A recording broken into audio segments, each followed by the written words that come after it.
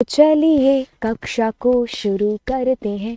स्वागत है आप सभी का यहाँ पर। और आज हम इस क्लास में करने वाले हैं कि रीनेम कैसे कर सकते हैं किसी कॉलम को या फिर किसी रो को अगर हमने रीनेम करना है। देखिए आपके पास में दो तरीके हैं, चॉइस आपकी है। पहले तो आपको ये देखना है कि क्या आपको सारे ही कॉलम्स के नाम चेंज करने हैं एक साथ, या सारी ही रोज़ के नाम आपको एक साथ चेंज करने हैं। तो आप वो जो तरीका हम शुरू से अपनाते हुए आ रहे हैं उसी तरीके को करेंगे। कौन से वाला?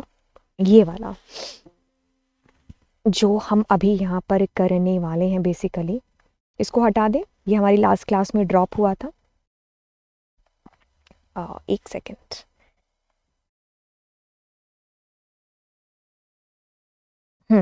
ठीक है, तो एक सेकेंड रन होने दो। तो हम हमारा जो डेटा फ्रेम है वो ये वाला है। तो अपने क्या करते हैं, मुझे एक साथ ही सारे कॉलम्स के नाम चेंज करने हैं। ठीक है, तो ऐसा हमारे डेटा फ्रेम का नाम है कॉलम्स। कितने कॉलम्स हैं हमारे पास में? 4 है। तो मैंने कहा A C और कुछ भी Z। ठीक है, कुछ भी A C Z Y X। ठीक है, तो एक साथ हमने सारे के सारे कॉलम्स को चेंज कर दिया। अच्छा मैम, अगर हमें एक साथ सारी की सारी रोज़ को चेंज करना है तो मतलब रोज़ को हम चेंज करेंगे तो जहाँ पर हमने इंडेक्स, ऑफ कोर्स इंडेक्स लगा करके कर देंगे, है ना। तो मान लीजिए आपके पास में इंडेक्स पहले से है, तो जैसे कि A B C D E F G, है ना। तो हमारे पास 1 2 3 4 5 6 7। अगर मैं ऐसा करती हूँ तो हमारे पास में इंडेक्सेस आ जाएंगे, आगे आगे आगे आगे, है ना।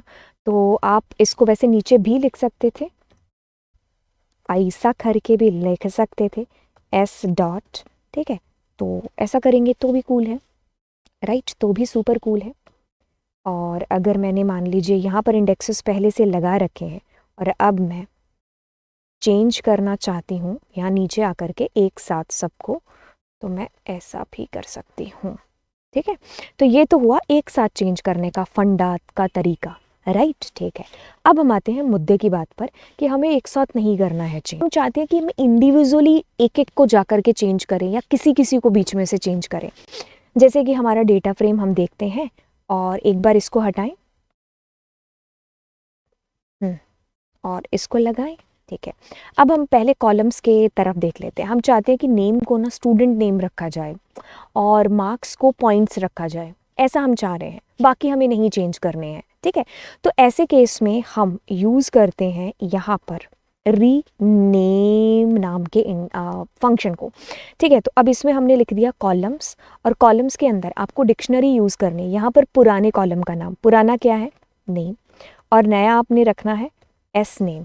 ठीक है, ऐसा करने से हो जाएगा। अगर हम चलाएंगे तो लास्ट क्लास याद है ना, हमने क्या किया था? In place.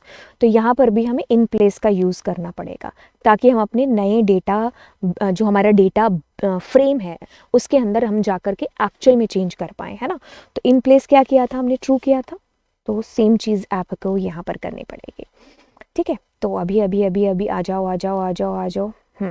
तो अगर हम ऊपर ऊपर ऊपर जाएंगे जाएंगे जाएंगे तो इसमें देखिए नेम की जगह एस नेम आ चुका है। तो अगर आप यहाँ पर चाहते हो कि मैं मार्क्स की जगह पर पॉइंट्स को लेकर के आऊँ, ठीक है, पॉइंट्स एट्रीब्यूट आए, तो पुराना और नया कुछ इस कदर इस प्रकार से हो रहा है। ठीक है, तो आपके पास पॉइंट्स आ गया, समझ में आया। अब आप सबको भी इंडिविजुअली चेंज कर सकते हो। जैसे कि मैं यहाँ पर जा कर के बोलूँ कि क्लास को हमें जो है कक्षा करना है। ठीक है, तो ऐसा हो सकता है।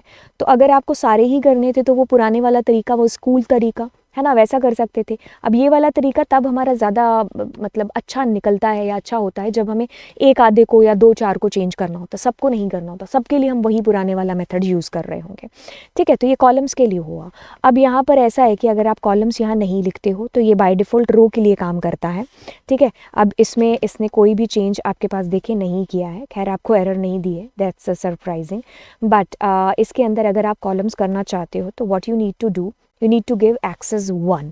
ठीक है, या तो आप एक्सेस 1 दे लीजिए आपका कक्षा पॉइंट सारी चीज़ें आ गई।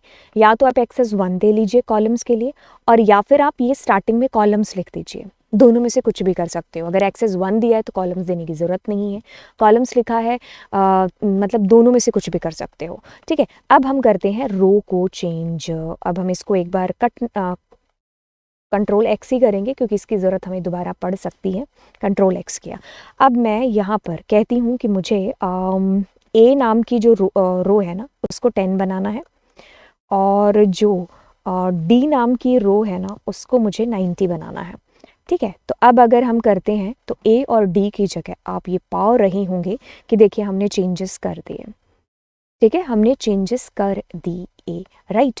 अब आप कहोगे कि इसमें तो आपने मैम ना ही एक्सेस लिखा और ना ही आपने ये लिखा है इंडेक्स। तो ऐसा है कि ये बाय डिफ़ॉल्ट रो को चेंज कर देगा, तो आपको इंडेक्स इज इक्वल्स टू लिखने की ज़रूरत नहीं है। ठीक है, लिख दिया तो भी कूल है। अगर आपने मान लीजिए इंडेक्स इज इक्वल्स टू नहीं लिखा है, ठीक है, तो yes what you can do, you can give access is equals to 0। ठीक है, तो ये भी हो सकता था, तो एक्सेस 0 भी चल सकता है, इंडेक्स भी चल सकता है, एंड आप इंडेक्स ये एक्सेस वैक्सेस नहीं भी देना चाहते रो के केस में तो भी सुपर कूल है, बिकॉज हमारा जो रीनेम है वो बाय डिफ़ॉल्ट रो को रीनेम कर देगा। ठीक है, तो आपको ऐसे देने की ज़रूरत नहीं है। अच्छा, अगर आप चाहते हो कि मैं यहाँ पर जो है साथ ही साथ, एक सेकेंड, साथ ही साथ मैं इंडेक्स को भी करूं और मैं साथ ही साथ कॉलम्स को भी चेंज करना चाहती हूँ। ठीक है, तो मैंने देखिए ये मैंने वो डिलीट नहीं किया था, है ना, तो एज इट इज़ कर दिया। एक second, let me delete it, है ना। तो देखिए मैं साथ में ही इंडेक्स को भी कर रही हूँ चेंज, और कॉलम्स करके मैंने रो को भी कर दिया, दोनों को एक साथ। तो what we will find there, तो हमारी रो और हमारे जो है कॉलम्स वो एक साथ चेंज हो गए। ठीक है, तो ये इसमें एक फ़ायदा हो जाता है आपके पास में। तो मतलब डिक्शनरी की जो कीज़ होंगी वो क्या होंगी, वो हमारे पास में पुरानी डेटा होंगी एंड वैल्यूज़ में नया डेटा आ रहा होगा। ठीक है, तो ये चीज़ें हमने यहाँ पर की, एंड अभी हम इसको एक बार थोड़ा सा देख लेते हैं यहाँ पर कॉपी पेस्ट करके, क्योंकि ये एक साथ हमने लिख लिया यहाँ पर, है ना, तो now it will be easy for us to understand. तो आपने पहले वाला तरीका देखा था जिसमें हमें सारे ही एक साथ चेंज कराने थे, तो जब हमें सारे नहीं कराने हैं तब हम इसको प्रेफर कर सकते हैं। सारे कराने तो फिर इतनी भीड़ जमाने की क्या ज़रूरत है ना। तो रीनेम किया आपने, index is equals to index कर लिए। अगर आपको किल इंडेक्स करने हैं तो आप इन प्लेस ट्रू करके आगे चल सकते हैं। अगर आपको कॉलम्स करने हैं तो आप कॉलम्स करें। अगर आप इंडेक्स और कॉलम्स नहीं लिख रहे हैं तो what you can do, you can simply put there axis 1 for column and axis 0 for row. 0 for row नहीं लिखेंगे तो भी ठीक है, क्योंकि ये बाय डिफ़ॉल्ट रो को जो है रीनेम कर देगा। ठीक है, जैसे ड्रॉप कर रहा होता है किसको, रो को डिलीट। ठीक है, ड्रॉप में भी बाय डिफ़ॉल्ट रो ही होता है, लॉक में भी बाय डिफ़ॉल्ट रो ही होता है, आई लॉक में भी बाय डिफ़ॉल्ट रो ही होता है ना। ओके, तो कॉलम्स के लिए हम कॉलम्स, तो यहाँ पर ओल्ड नेम है और यहाँ पर न्यू नेम है। ठीक है, old new old new old new old new, कोई यहाँ पर कोई बहुत बड़ी चीज़ हो रही है नहीं। अब इसको कंपेयर करके देखो, अगर आपने कोई डिफ़िकल्ट चीज़ की है उसके साथ में और ये सामने वाली चीज़ है ना, तो ये तो बहुत ईजी है। ठीक है, तो आई होप आपको ये चीज़ें समझ में आ गई होंगी। मैंने आपको सारी चीज़ें बहुत अच्छे तरीके से समझा दी हैं। तो चलिए अब आपसे मिलेंगे अगली क्लास में। Thank you so much, and yes do subscribe the channel यार। तो चलिए बाय।